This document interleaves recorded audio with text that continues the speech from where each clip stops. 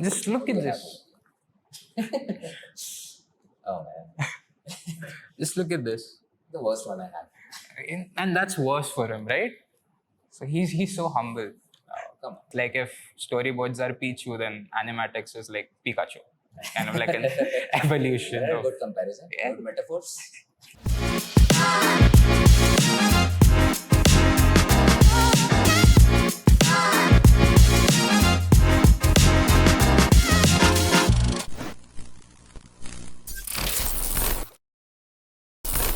Hi guys, so welcome to the 10th episode of ACAD Talks. My name is Partha Talati, and joining us today for the first time is a faculty member of ACAD. So please welcome Tara, Hey guys. Mr. Mritunjay Varun.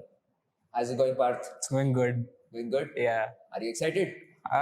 Bit nervous but excited. Let's do it. Yes. Okay, so what are we talking about today? So today we'll be talking about how we make short films in college and a few short films that we also worked on. Short films, huh? Yeah.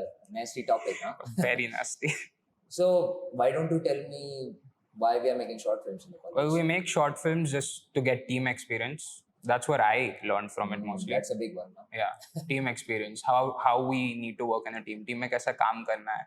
हर एक को काम भी कैसे बांटना है. Yeah. Because अभी मुझे student lead बनाया था.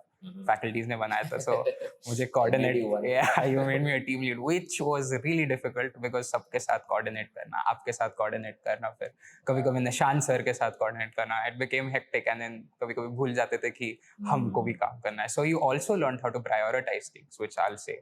So teamwork, how, and then it's also सब चीजें mix होती है. So Yeah, it brings every art form Every together, art right? form Because together. it's storyboarding, it's story writing, script writing, everything together, right? together, right? And it's not like you have a specific task. Like we work on multiple things. So Yeah. हर चीज में experience मिलता है, हर चीज में आप improve होते हो. So it works like that. So what is the best experience you got working on short films? On short films is probably time पे कैसे काम देते हैं. अभी हो तो नहीं रहा है, but due to some other issues, but like working in time, it forces you to focus and to prioritize on other things, right? वरना थोड़े ज्यादा ही सोच में पड़ जाते हैं काम करते करते. And It then, took a big time, right? Yeah. Like we are still working on it. Yeah. Few bits and pieces, we are still polishing it. just a little bits left, but Yeah. हो जाएगा. So why don't you tell the viewers about your first project that we worked on together? Yeah, the That project was that exciting. it was really exciting. Like working on a 2D film. So the project was titled Mekuri, which is a play on the Assamese word mekur for cat. And as the title suggests, it's about a man and a cat. A man and a cat. Yes. Yeah, we don't want to reveal too much because we are releasing the It- movie soon. Really soon. So- Yeah, but we can talk about the process of it. Hmm. Okay, so yeah, we can start from pre-production. It was an exciting, like the part of the short film Yeah. and part of the pipeline also. Yeah. So yeah, we can talk about some pre-production stuff. So how did the story came? So the story was basically, it was Joganto's idea. How's Yoganta? Joganto. He was in a previous episode of ACAD Talks, if you recognize him. So he loves cats a lot. And it was through that we came to this story. Yeah, he's Assamese, right? So- He's Assamese. and I think he has cats. I'm not sure of that, but I'm pretty sure he wants cats. Okay. So yeah, he wants to have a lot of pet cats with him. Right, because okay, viewers, so this is another leak from the movie. The main character of the story is also inspired by Joganto, right? He is inspired by Joganto. He's Many inspired people by have told us he looks like Joganto. So yeah. Yep. So the pre-production part of it, how did the story take form? So first and foremost, obviously, we worked on the story. So we had to fine tune a few more things about the story so that we get stuff, and then storyboards. Storyboards, right? Yeah, we have some storyboards for the viewers. Wanna grab some panels? Sure, these are like out of order because we had to take them off the wall, but like I'll show you a few storyboards. Yeah. So Just stick them on the wall, right? Just like the old Disney movies. Yeah, the old Disney movies, they basically draw on little cards of paper like this so that they could understand the continuity and composition of shots and also like understand the entire flow of the movie. So wanna increase a few more information on the storyboards? So storyboards, they're like essential while making an animated film. I think you agree with but that. like why do you think they're essential?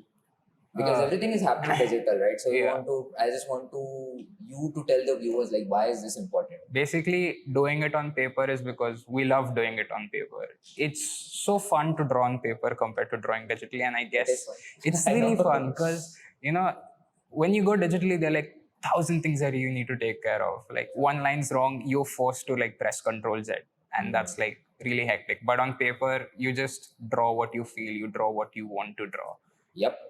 Yeah, that's important. And then displaying it on the wall, it really gives you the flow of the movie. Yeah, So, and because these are quick sketches, what you can actually do, you can the whole team can sit together. That's how we did it. That's how we did it, right? And then like one can just direct. Okay, this is how it's going to go. And then if you don't like a sketch, you can just put it back, right? You can just scrap it and just make another one, put it there. It's just going to create a whole lot of flow, for the whole team. The whole team knows how to go through the pipeline, right? It's what we call a non-destructive workflow. So yeah, that's something that you talk. That term right there. It's a non-destructive workflow. So anytime you can go in and edit, and that's like the beauty of working on paper.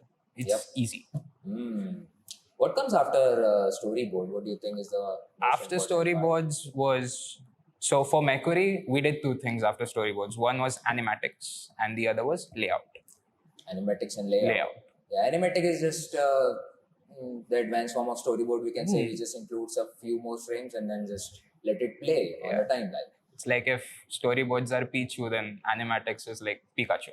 Kind of like an evolution. Good comparison. Good metaphors. They're becoming good. Huh? Yeah. So that's that. And layout is basically what we call backgrounds. So it's drawing the environment so that it can go on and be painted. Yeah. So we are coming to the pre-production part of it, the art direction part. The art direction. So our art director is seated right in front of us. Can you tell us, like obviously, like what I can say is that we were really inspired by Spider-Verse across the Spider-Verse. Yeah, we watched it, right? We did watch it. We watched it when it was released in theaters. Yeah, when it released, like a few days after it released, and like, can you tell us how like you balanced out Spider-Verse and Mercury so that Mercury was its own thing and not Spider-Verse? Yeah, not Spider-Verse, right? That was challenging because like everybody was getting inspired by it. Right. And the reason why I like the movie because they're trying to play with the 3D and the 2D part of it. Okay, so our movie is also a little bit of thriller, like on the horror side, like on a sneakier side. Yes. So that angular art direction was really, really important for it. Okay. But then if you have just take like Spider-Verse, color keys and shape design, it would have been really close to it. Okay. It would be much more of like a copy rather than inspired. Inspired, right. So what I did is I took some shapes, I took the angular shape design out of it, but then played with the cinematics of it. So it's really the lighting and the colors that we changed a lot. Right. Okay, so I was inspired by the old movies, like really cinematic movies, but the shape design of the Spider-Verse. Okay, and then took the art direction forward. That was my inspiration. Yeah, I know, like I worked on the environments and like it was really fun to paint them, and plus like it looks unique. Like you guys need to see it. It's like very unique. It's its own thing. It's coming. It's coming. It's coming. It's its own thing. But yeah, we had really fun. Like one thing that we did and what he made us do was we started painting with acrylic paints to understand. Yeah, those first phases, Yeah. What were your experiences painting? Like when you started painting, and like what was your thought process? What did you enjoy about painting the most? The thing is, even like it doesn't matter like how advanced we become, but that traditional part will always be having its own value, to the digital part of it, because actually the brushstrokes that we used, okay, in painting the backgrounds, that was inspired by the acrylic paints. Okay, so when you take a flat brush, you take some acrylic paints, you just swatch it. Yeah, it has that flow that we try to capture in the movie itself. Exactly. Okay? So that's why I made you all paint in the acrylic first, so that the tough part is gone. Yeah. And you are like more inspired by it, then you can do the layouts easily, do the backgrounds easily. Okay. So that was the point. That was the point of making you all practice with those acrylic paints. Plus, acrylic is like really opaque. So Acrylic is opaque, right? So you yeah, can and like artists, they like blend a lot. They Yeah. blend colors a lot, but with acrylic, you really have to know your values, which is like if you're using them raw. yeah, you really have to know your values. But yeah, acrylic painting with acrylic is something that we all enjoyed while working on this. So then that was the inspirational point. So cinematic, shape design, then having the traditional experience for you guys, Right. that made it easy for me. It was really. But the lighting is beautiful, I have to say. Like amazing. Like I don't want to sound like grandiose, but lighting is amazing. Yeah, like even to plan out the lighting, what we did was we had the layouts, right? So we painted small thumbnails just to get an idea of how the lighting would be. Yeah. And we did that. Like it was really rough, but you got a good sense of how the environment was going to be lit. And just looking at that, we got so happy that Right. I remember those. We'll be just putting them in the edits. we'll be putting them in the edits. Yeah, sure. But then that's how we did that. And then while actually painting the backgrounds, we used Adobe Photoshop. Yeah, that's the first software you go to. Yeah, and you wouldn't, like, the way we used it, you wouldn't think that we used it that way. Like, can you give us more information about that, like the way we used Photoshop? Yeah, I mean, I've seen like people just taking soft brush and painting. So it's soft brush syndrome, is what you can call with, like, everyone has that disease. So we have to actually go out of that. Okay, we have to think out of the box. Obviously, there are tools that allows you to like think out of the box. So we use rectangle tools and like all of these things. Obviously, you remember. Yeah, How many iterations we did? Do you remember like how many iterations? A lot of iterations. I think about a month or so. A month right? or We so. are just doing iterations. We are just doing thumbnails. We are just focusing on the lighting, and so on and so on. Right? And those iterations were just so that we could match the art with what we wanted to say with the story. Yeah. I should not look like a candy. Right. It needs, like, the world needs to be lived in. Any world you make, like, obviously it's out of your head, but then even in that world, they need to be people, right? Yeah, so you can call it the world building. Yeah, world building. Yeah, world building. You're playing the role of a god.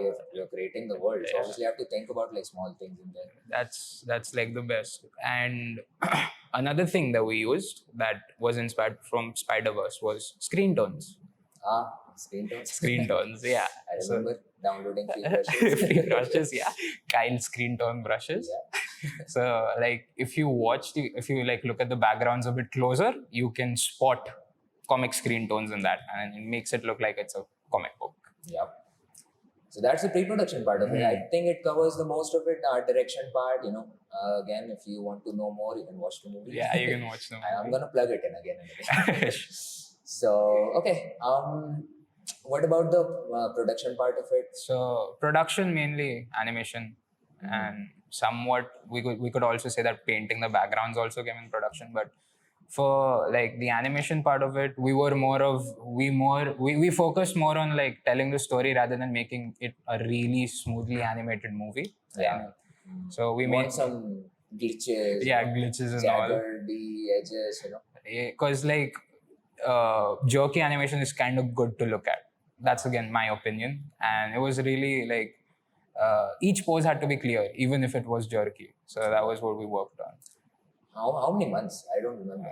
Around 3-4 months on animating. 3-4 months on animating. That was just animating. Cleanup, that was a whole different. So we can talk about challenges also. Yeah, challenges. So what are the main challenges? Main challenges that we faced were basically while painting, we got a lot of colors wrong. So like there wasn't a lot of harmony. So we had to work in making it look like it belonged in that world. So that was something we had to work on. Right. And another challenge that we faced together was basically cleanup. Cleanups? That nasty job. Because it's important though. It's very. Yeah. No one likes, like, personally, I don't like going and cleaning up drawings. Like, yeah, I don't like it either. Right? Believe me, dude. That's why my sketches look like that. Like I never clean them up. Yeah, clean up that, like, it's really difficult. Like, because you have to put a lot of focus into it. But yeah, those were a few difficulties.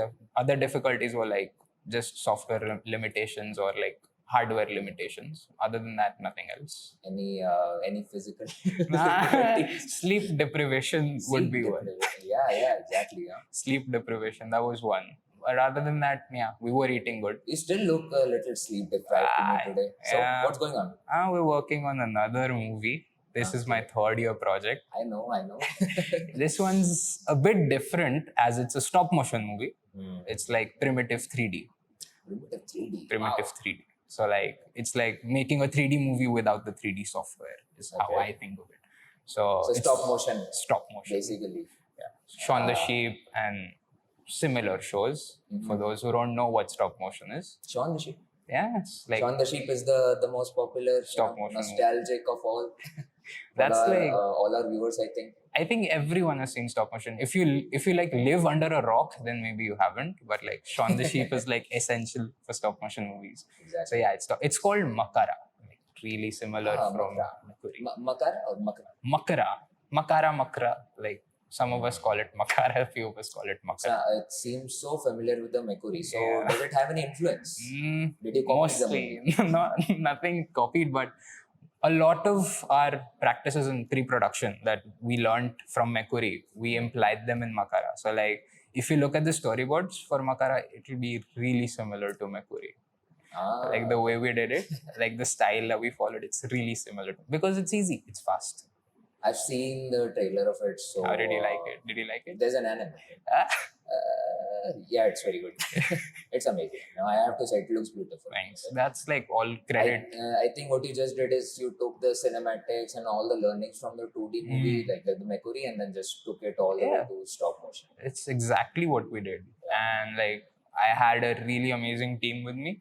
Like, kudos to them. So like, it was really fun to work on this too because it was like working with your best friends. So same for Mekuri, but this was a bit more, like bit fun. Right. And it's something really new for us. So would you like to reveal it or you want to keep it a secret? I'd like to keep it a secret. It's going to be coming out soon too. So please do watch that. Do some justice. Really. It's a father-son adventure. That's what I'd say. That's how much I'll be giving. It's a father-son adventure that people have to see. Yeah, we can see that in the poster also. And another detail that the poster is giving that they're fishermen. They're fishermen, right? Yeah. So, is it something related to this? It is related to fishing. So it's actually it's not that much related to fishing, but they like inspired to do some fishing because of a few things that happened with them. So yeah, it's about that. Fishing, wow. So that's all you're giving to the viewers. That's it, right? That's all I can give. A father-son who go out on a fishing adventure. Okay. So what are the differences? Okay, so we talked about the commonalities, but you might want to tell our artists, the upcoming batches also, right? Because they'll be making the stop motion also. Right. You want to give some tips or do you want to tell them about some production part of it? So the main difference is that while making a 2D film, we had a digital camera.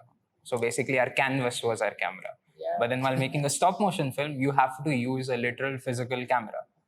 And like understanding how lenses work so that you get in-camera effects, that's like challenging but fun at the same time because that's one thing. And then the other thing is you need to know how to sculpt with clay. Need to know how to sculpt. Yeah, because sculpture is a big one. It's a big one in stop motion. It's really and plus good. Then you have to make them ergonomically functional because they move. Yeah, because it moves, obviously. And you have to make multiple characters because if a rig breaks, then you're like done. You're done. You're done. Yeah. So you have to make like backups. Yep. And you have to make sets, like actual physical sets where your characters would be acting and where most of the characters are going to spend their time over there. So that's one thing that's different. And pre-production wise, similar. I remember your boat asset that you created. Oh, beautiful! I have to say. I like credit to Neelam. Neelam? Yeah, she's a batchmate. She's a classmate, and she made the entire thing with the help from a few others. But yeah, credit to her. It was basically ice cream sticks and a lot of Fevikwik. I remember. I was just like watching it. It literally looks like you took a real boat. You just kind of resized it, and there we go. Yeah, it was really so beautiful. fun. Like congratulations. Thank you. Yep. So that's that. What do you think like the difference between the 2D production part or the post-production part and the 3D, like the stop motion part of it? Is there any difference, or is just the same editing process? It's like it's similar, but at the same time it's different, because in 2D, like the environments, we painted them for Makuri, but in Makara we had a green screen. In Green Makara, screen, yeah. So it was replacing the green screen in most shots. So that was the one thing that was different. And on top of that, the other thing we had to do was make the environment that we replaced in the green screen match perspective wise to the shot. That's a big one, right? Because you have a physical camera, you cannot be just going digital. Right. And just like, okay, so we have to change this, then we have to change the angle, whatever. Obviously, like drawing them like brings different challenges, but having a physical camera also has a lot of challenges, which some viewers might not be familiar about. Right. So they're like, oh, you have a camera, you have the set, you can rotate it all you want, right? But you can't do that. It's nothing like that. Like all you see is the output, but then everything that we do in pre-production, production, like that's the real, that's where your brain works the most.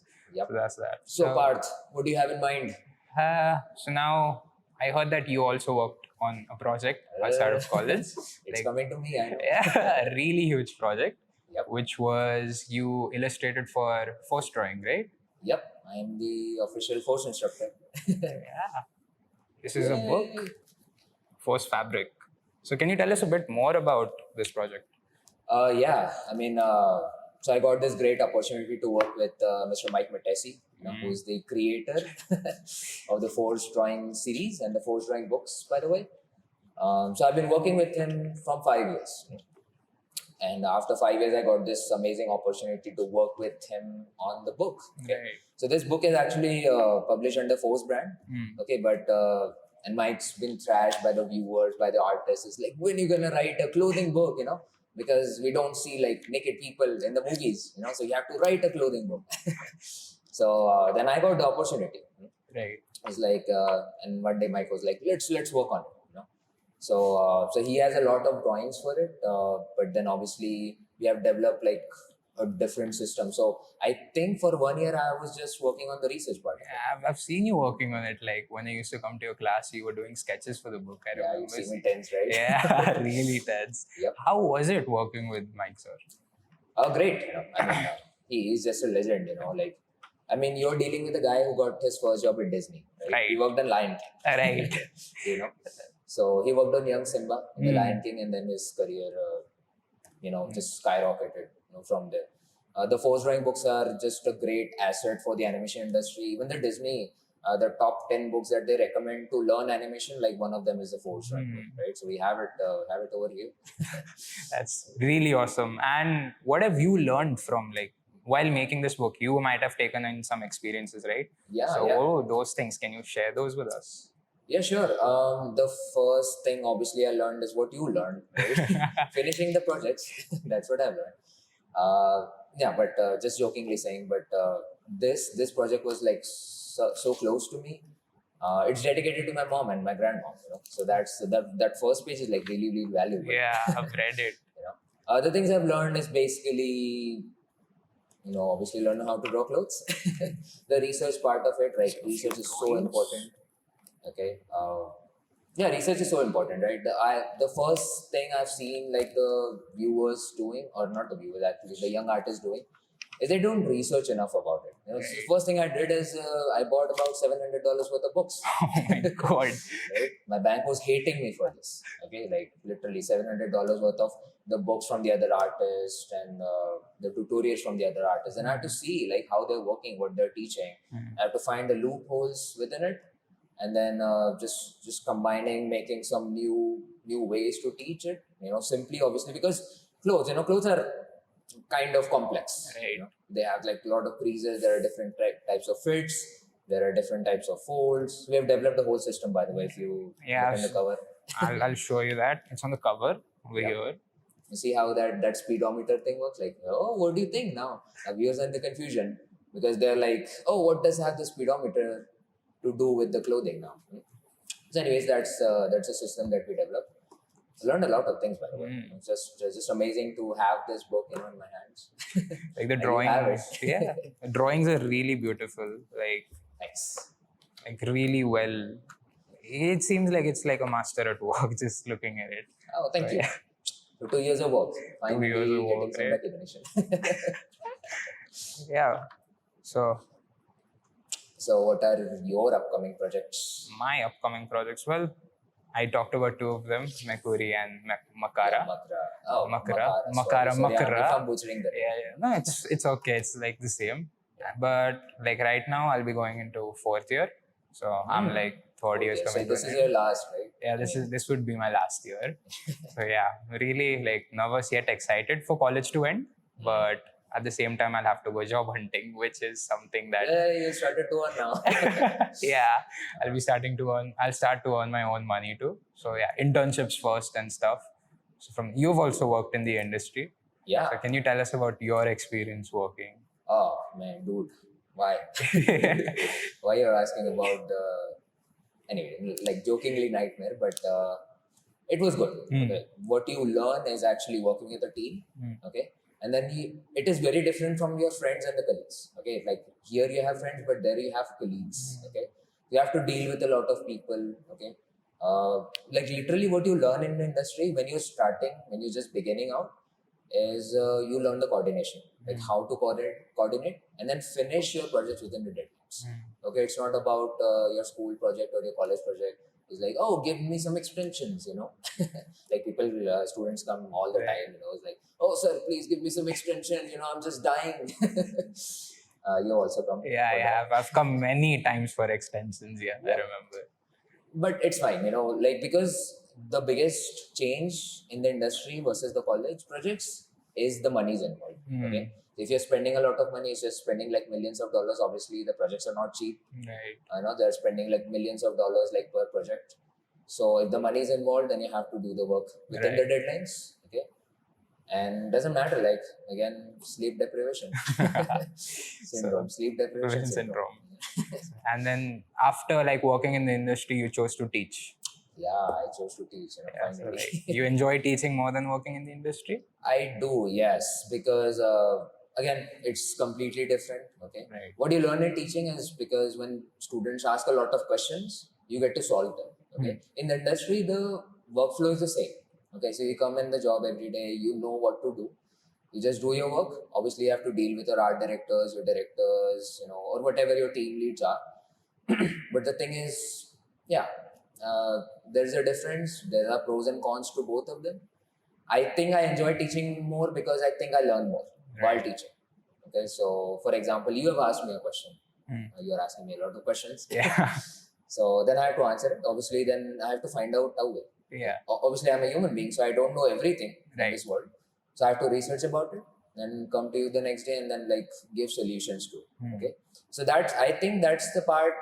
I know it might not be that exciting for many people, but I think it's very exciting for myself. Which is like learning a lot. You're just answering questions every day. You're just helping students to get to the industry. Okay. Right. That's the part I also like a lot. So I remember when you were my faculty, one thing that you emphasized a lot about was the importance of fundamental in art. Fundamentals. Yeah. Yeah. Like, can you tell us more about that?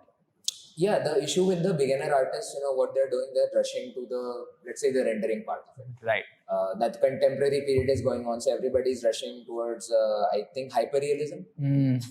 Right. Which I've also done, but the thing is, it's boring. Literally, I'm just going to offend a lot of people, yes. But it is really boring, I have to say. Because see, the process is same. The process is similar. Now, whether you're doing just making portraits, whether you're just, doing 3D stuff, creating hyperrealism stuff is okay. It's fine. I think a lot of people can do that kind of easily because we have access to the internet. Obviously, we're not cavemen. Right. I think for the viewers, I want to say learn your fundamentals, like master your fundamentals. I don't even want to say learn, but just master your fundamentals, right? Because at the end of the day, it's the fundamentals that you will be having, right? And that'll be taking you a long way. Right. So like one thing that you also told us about was having a sketchbook. Having a sketchbook, yeah. It's really important to have a sketchbook because you like put your thoughts into them. Like, let's show our sketchbooks. Yeah, and it is related to fundamentals, right? Yeah. Because see, what are the fundamentals? Let's give some viewers some pointers. Right. So one that I remember from the top of my head is value. Values, I think gesture is great. That's what I'm famous for. Yeah, famous for composition. Yeah, composition is great. Perspective, structure, because the perspective brings a lot of structure to your work. Yeah. So I think gesture, perspective, composition is great one. We have an amazing book. I think. Yeah. I haven't shown any books, yet. So I think you can follow like these kind of books. I think this is a great book, for the viewers to look at.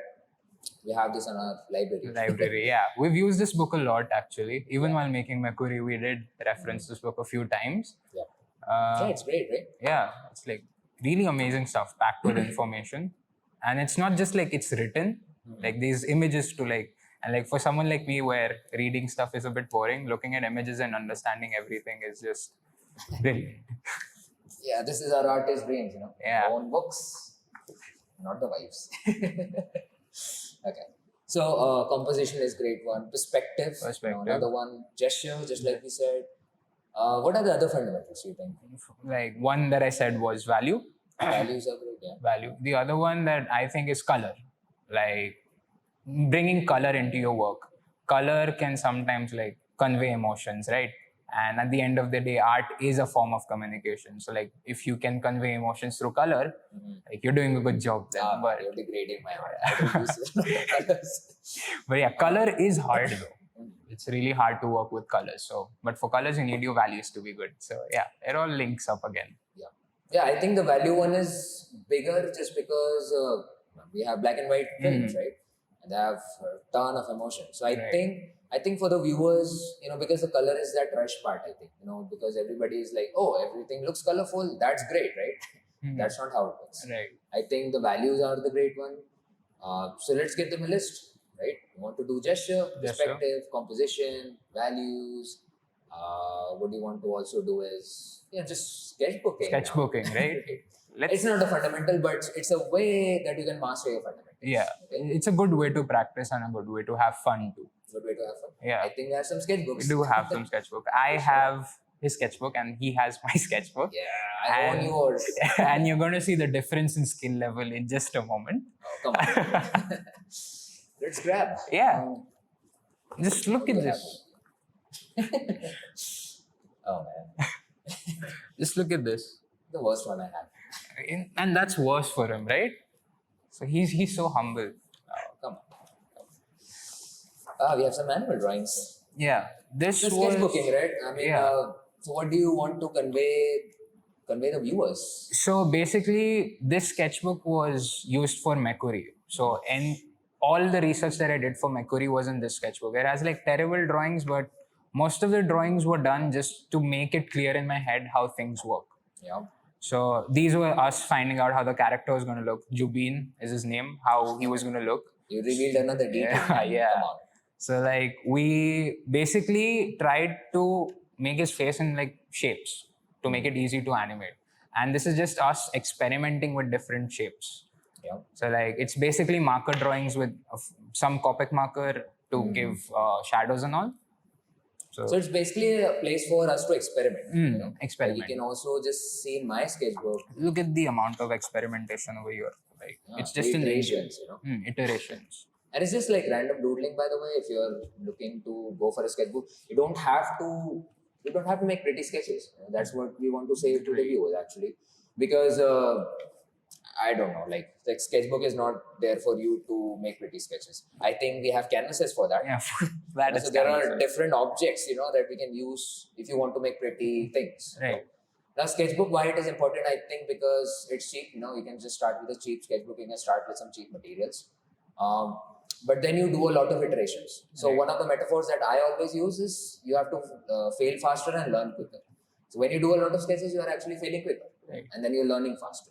You never learn from success. You only learn from failure. Failures. Like, exactly. Failure is the best teacher. And failure, like it's not something that's bad. Like the more you fail, the more you learn. Like people need to understand that.